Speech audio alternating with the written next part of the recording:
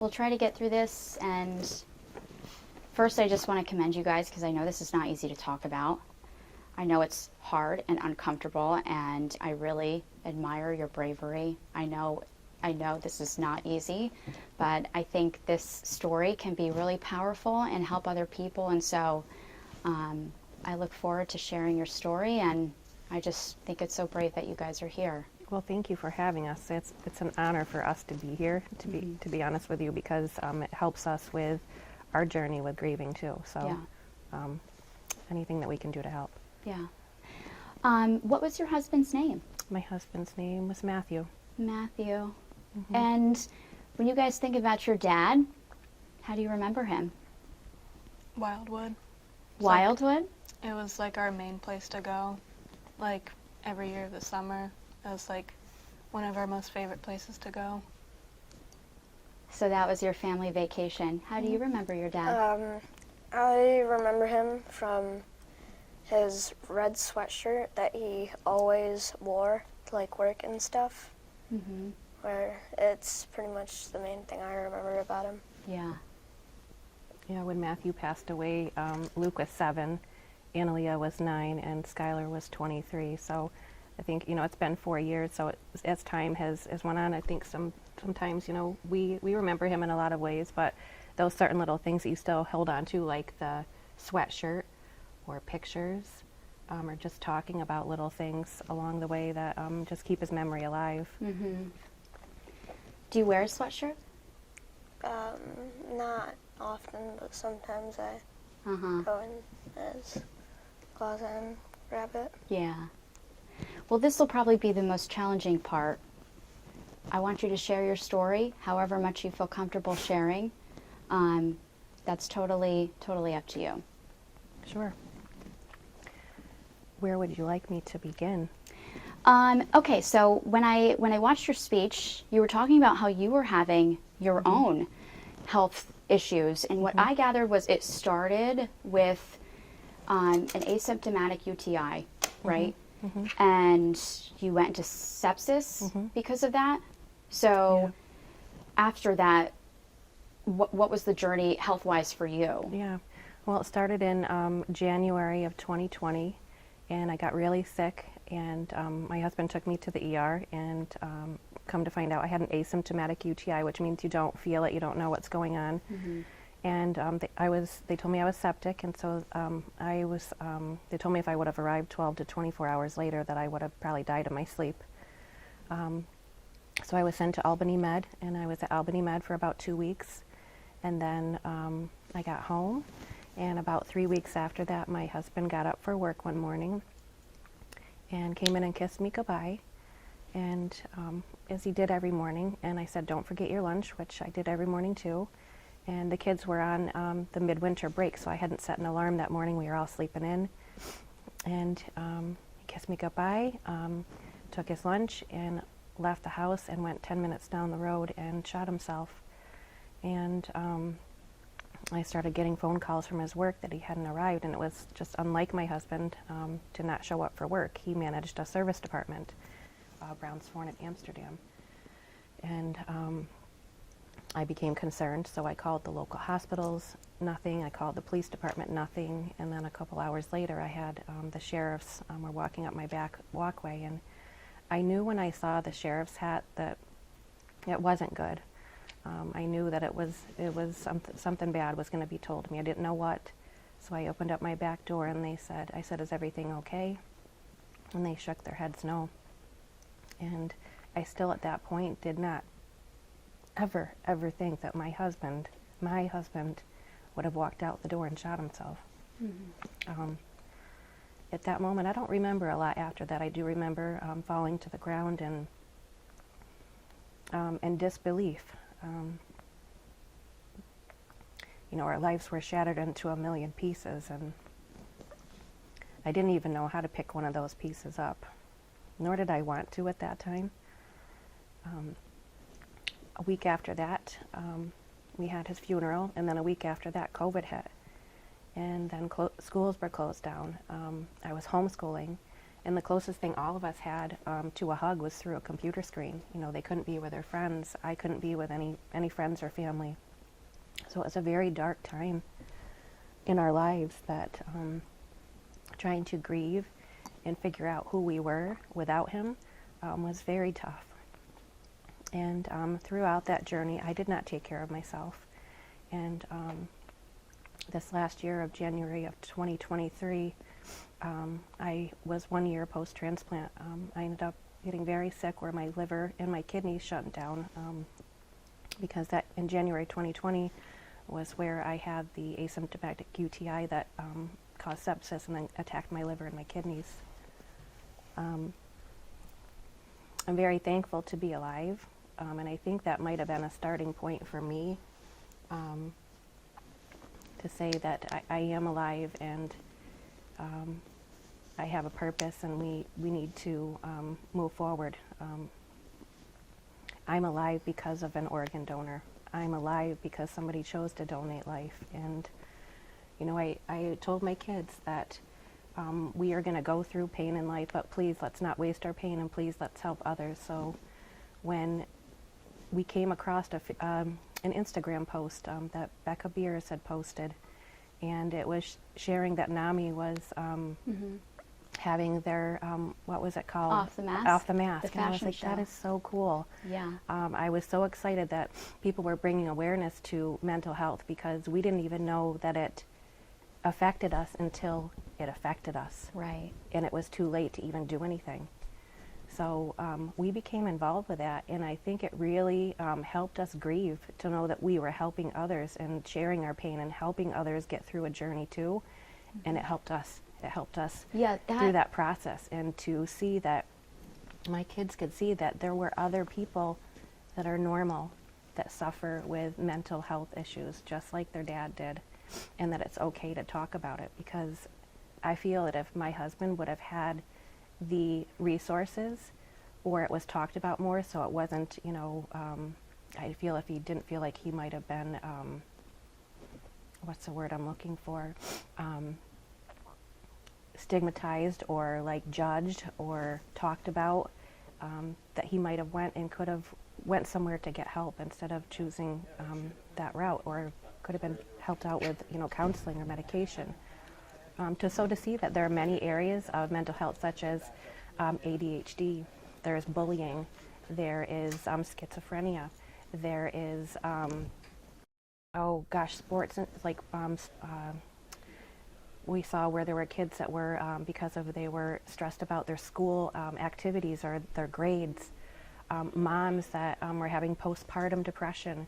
It affects so many different people, and we were excited. Weren't you guys excited to be part of that? Mm-hmm. Yeah. So With your husband, you had mentioned that he didn't struggle with any sort of mental health issues, and this was not something you ever saw coming, right? No financial problems. No financial problems, no marital problems. There was no fight.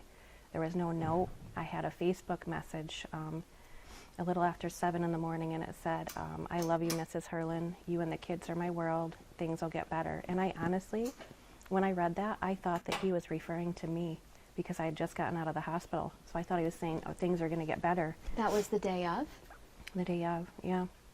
Yeah, I mean, everybody He had sent you that message? Yeah, that morning.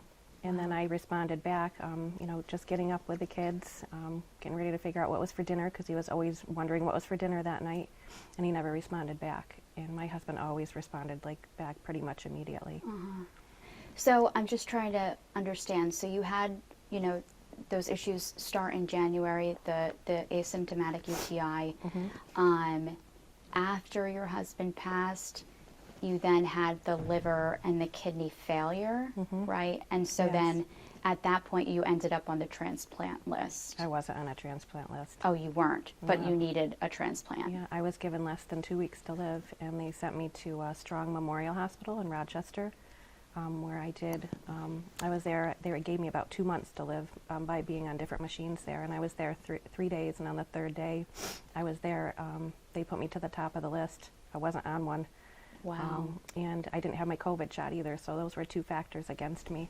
When did that happen? Like, when was that after your husband had passed? Your husband had passed when? Of 2020. Right. And then this January marked 1 year post-transplant, so January 2023. Okay, so several years later then. Mm-hmm. Okay, gotcha. Yeah. Well, that is an awful lot for you guys to deal with. You lost your father, and then your mom being sick. Did you both lean on each other for support? What helped you get through that? I wrote in a journal, helped me like express myself and like feel like it was okay to like write something down to get it off my mind. Mm-hmm. Well, what kind of helped me? I was like really stressed about the situation, Mm-hmm. and the thing that helped the most was just getting more sleep. Really? Mm-hmm. So, after you guys lost your father, I mean, what was the grieving process like, and how did you move forward as a family? I imagine it came in waves, and here you are now several years later. Mm-hmm. Looking back on it, how did you move forward?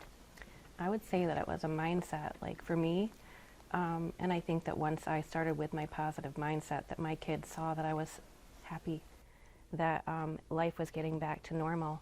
And for me, it was work in the beginning. You know, it took work for me to get up every day and be like, we're going to have a good day. We're going to try to get things back to normal. And it was work.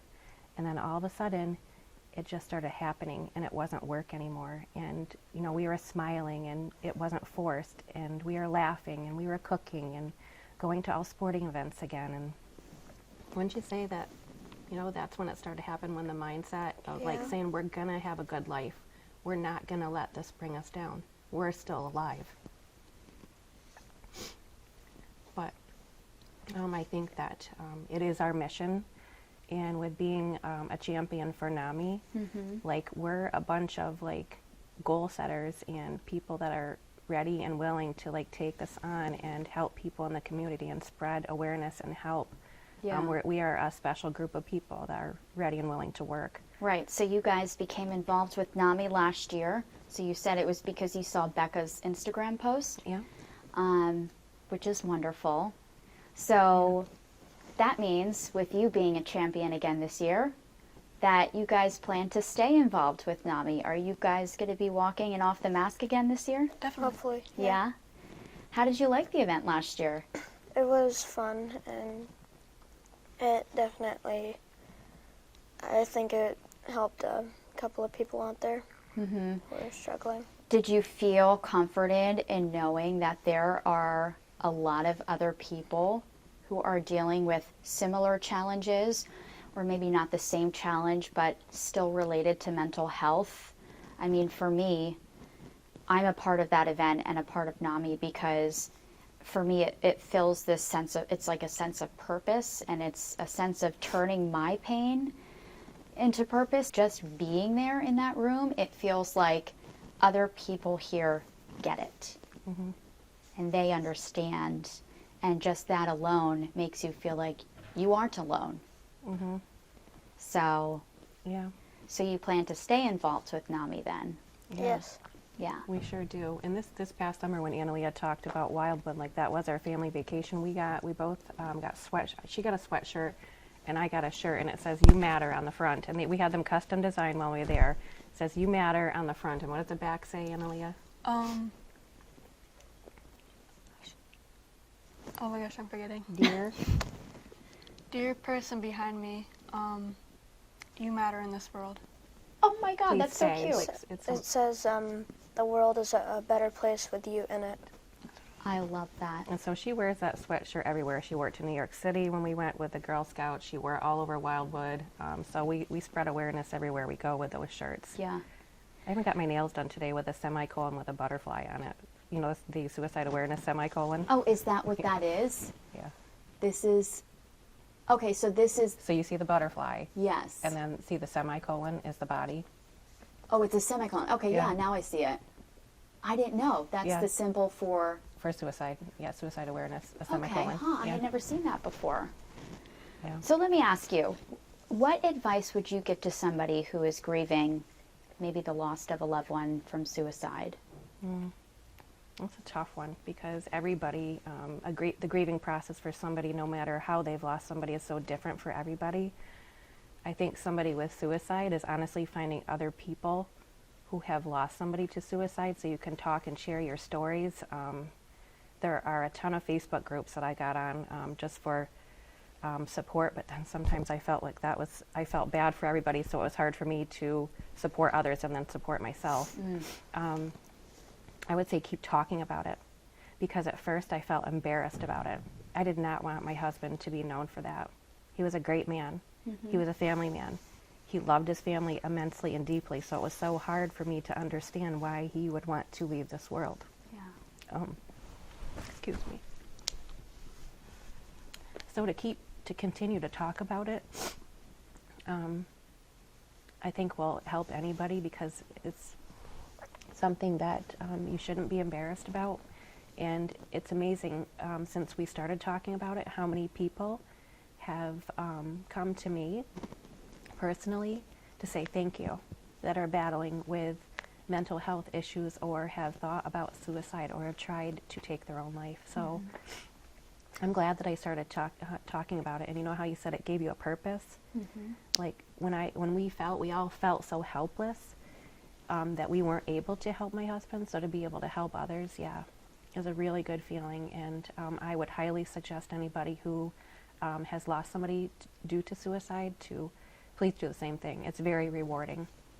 It helps you to cope and fill a little bit of the void. And to know you're helping somebody. And to please stay because you are so loved.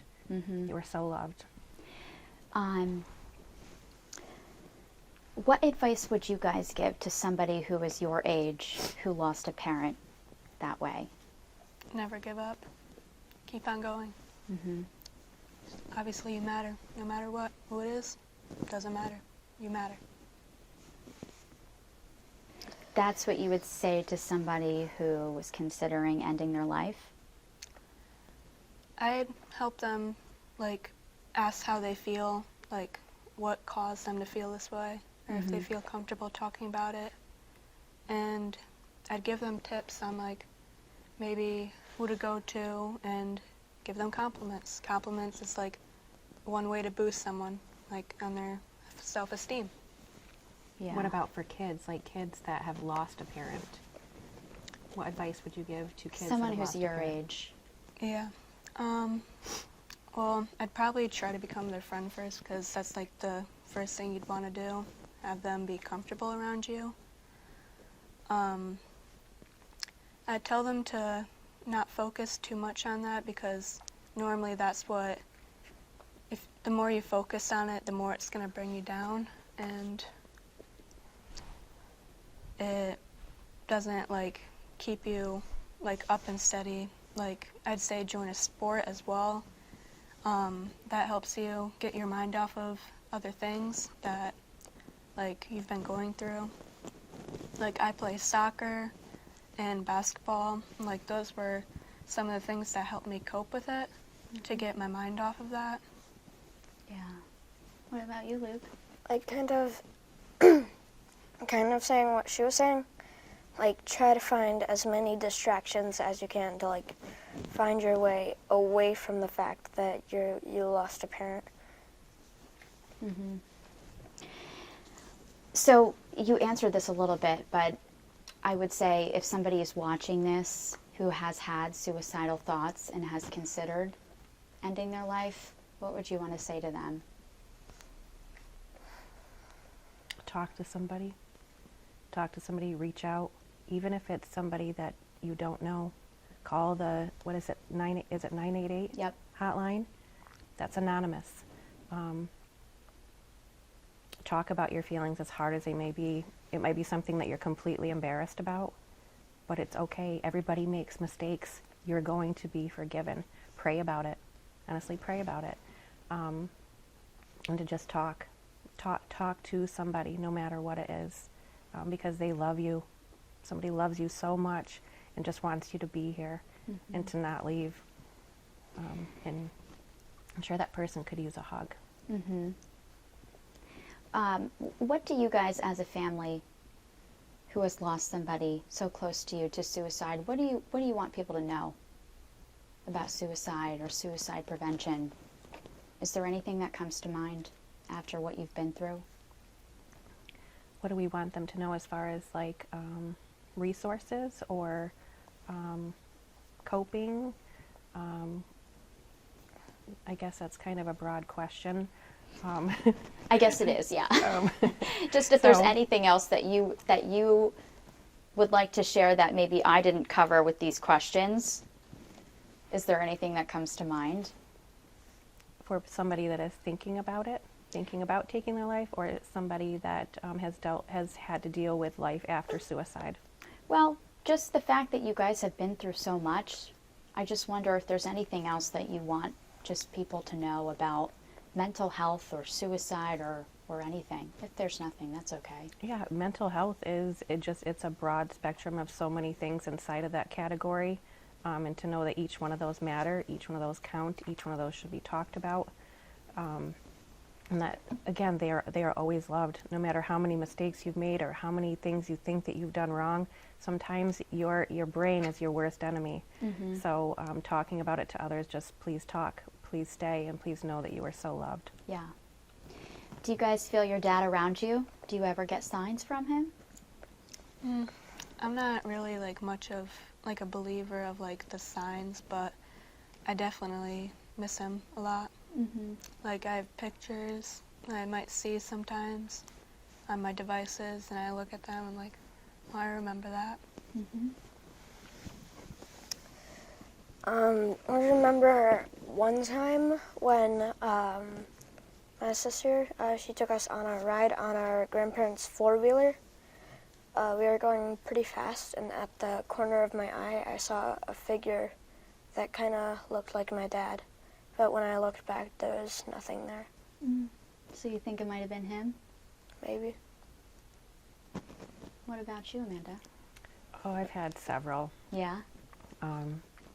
You know, they say that after somebody passes, cardinals are like the sign. So I'm always about the cardinals. Mm-hmm. And I had gotten a wooden wind chime. It was a cardinal, and I bring it in during the winter, and I have it on my back porch. And I happened to leave my back porch door open one day, and there was a bird out there, and the kids couldn't get the bird out, and I had to leave, so the bird was stuck on the back porch, and I'm like, well, maybe it'll fly its way out of the back porch. And I went and I got groceries, and I came back and I went to walk in the door, and my cardinal wind chime is hanging from the ceiling out on the back porch, and there's a bird sitting on top of the cardinal. Guess what kind of bird it was? There was a bird sitting on top of the cardinal? So the cardinal wind chime. Guess what kind of bird was sitting on the top? A cardinal. Yes, it was so weird. And then I go inside and I have a like a picture frame, and it runs on batteries. And it so when you turn it on, like little sparkles come through the front of the picture frame, and there are cardinals on it. And that picture frame has not worked in, no joke, like 2 years. I haven't changed the batteries, and that same day, that cardinal picture frame started glittering for like 2 hours. Oh my gosh. It was weird. Yeah. And then there have just been some like vivid dreams where like I remember them the next morning. I'm like, Yep. I think he came to me in my dreams. I was going to ask that next, if there was any sign of him in your dreams. I wait for those, and I've only gotten just a couple. Mm-hmm. Yeah. Yeah. Well, my last question is, how do you want your dad to be remembered? Funny guy. Funny? He always cracked jokes. Uh-huh. Made everybody laugh. Yep. I would like people to remember him. Like, he was a really nice guy. Mm-hmm. Like, if you ever had a problem, like, he would let you talk to him about it, everything. How about you? I would love for my husband to not be remembered by suicide, but it happened. But I would love for him to be remembered by the loving dad that he was. He loved us immensely, and we were his world. He loved his fast motor cars and loved working on cars, and he loved his beautiful coral fish tanks, and he loved food, and he loved his family. Yeah, that's what I want to remember him by. Well, that's everything that I have for you guys. I just want to say thank you again. Yep, thank you for having us. And I loved, yeah. I actually have a question. Do you think, and you can answer Alyssa, obviously don't look at me, but do you think that like people won't talk to somebody because of the stigma around mental health? I do.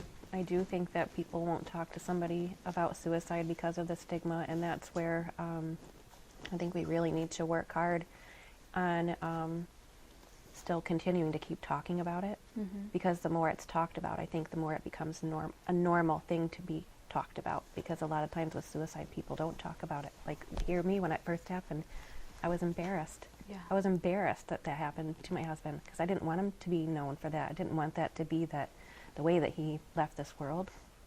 But I think that if we work hard with NAMI to get the resources out there so that people know where to go privately, Yes. they don't have, like, they can go on their own. They don't have to go to a doctor's office because they don't want to get labeled at a doctor's office. They can go to these resources on their own, but how do they know where they are? I wouldn't be able to tell you where they are. The only one that I know about is the suicide hotline, the 988. Right. That's the only one that I know to even be able to point people in that direction to Where privately. you can be anonymous. Yes, yes. Right. I feel like if someone was if someone was talking to someone about thinking of suicidal thoughts, I feel like that they would feel like kind of ashamed. Like, say you talk to it about it to a close friend, or that friend would like immediately like start treating you weird or something, or if you tell a teacher, where they would start giving you special treatment or something, where you want to be normal like the rest of the people instead of just left out with your special treatment. Right. And that's exactly what NAMI's all about, and why we're doing this, to start conversations, to raise awareness and help end the stigma against mental health, because we obviously want everyone to feel comfortable talking and to not label somebody with some sort of mental illness.